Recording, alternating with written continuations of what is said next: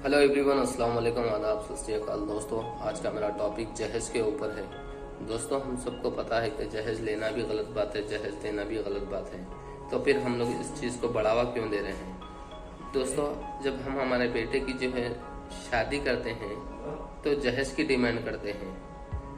दोस्तों, हम लोग ये क्यों नहीं सोचते कि हम भी किसी बेटी के बाप हैं। आप सबको पता है कि एक बेटी की शादी करने में एक बाप को कितनी तकलीफ होती है।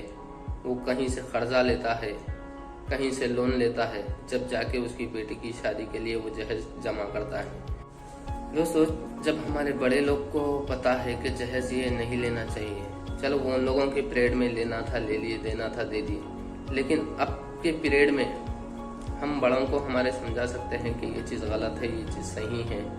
तो दोस्तों, आप हर कोई अपने माँ बाप अपने बेटे की अपनी बेटी की बात सुनता है, तो हम लोग अपने माँ बाप को कन्विंस करें कि ये चीज़ गलत है। अगर हम नहीं लेना चाहते तो भी हमारे ऊपर फोर्स रहता है कि तुम लोग खामोश बैठो। तो दोस्तों, हम सही को सही और गलत को गलत बोलने में कुछ इसमें गलत बात नहीं है। हम लोग इसके खिलाफ बोल सकते हैं।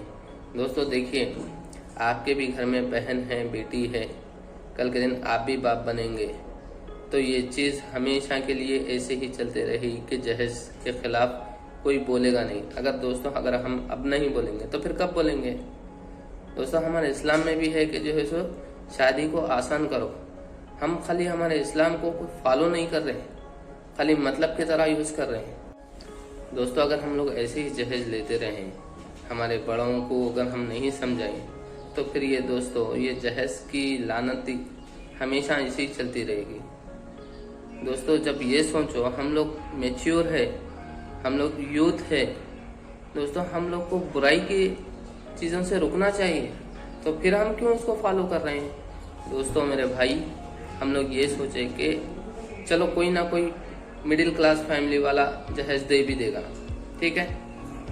उन लोग के बारे में सोचिए जिसके माँ बाप नहीं है, जो यतीम एसिर है, वो लोग की शादी कैसा होगी? उन लोगों की भी जिम्मेदारी दोस्तों हमारे ऊपर है।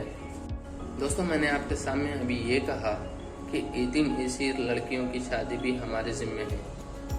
तो दोस्तों, वो इस तरह है कि अगर हमारे माँ बाप नहीं होते, अल्लाह ना करे, तो हम या हमारे रिश्तेदार में या हमारे चाचा हो या हमारे मामा हो या कोई दूर का रिश्तेदार हो जो हमें हमारे माँ बाप की तरह टेक केयर करता है, तो हम लोग उनको बोलते हैं कि हमारे माँ दाखिल है, हमारे बाप दाखिल है। तो दोस्तों, वैसे ही इंसानियत के नाते हम उनके भाई बहन हैं। दोस्तों, अगर हम अब नहीं बोलेंगे तो क़यामत के दिन हमारी भी इसको पूछ होगी। आप सबको पता है कि मरने के बाद सबका हिसाब किताब होगा।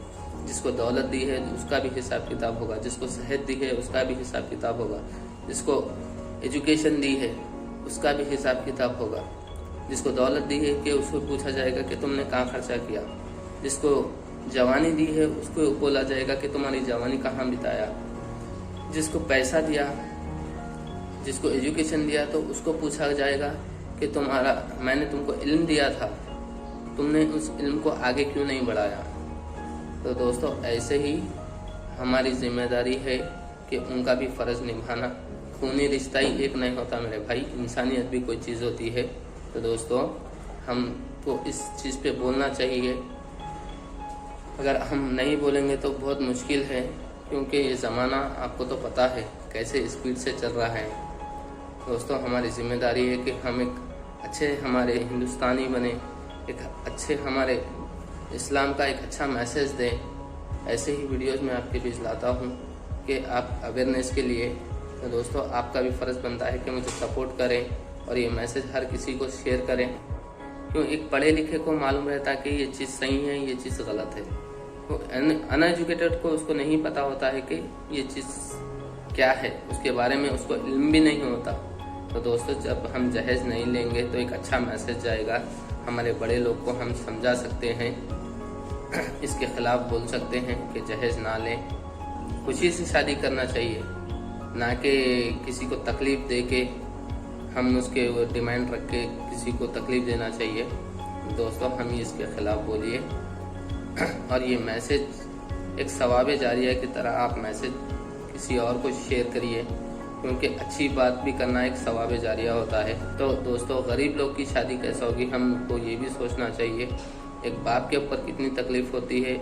जब हम लोग बाप बनेंगे तो हम लोग को पता चलेगा कि ये चीज़ सही है या गलत है। तो हम अभी से इसकी शुरुआत करें, इंशाल्लाह आगे जाके हमें कामयाबी मिलेगी। और ये मैसेज को दूसरों को भी फॉरवर्ड करें।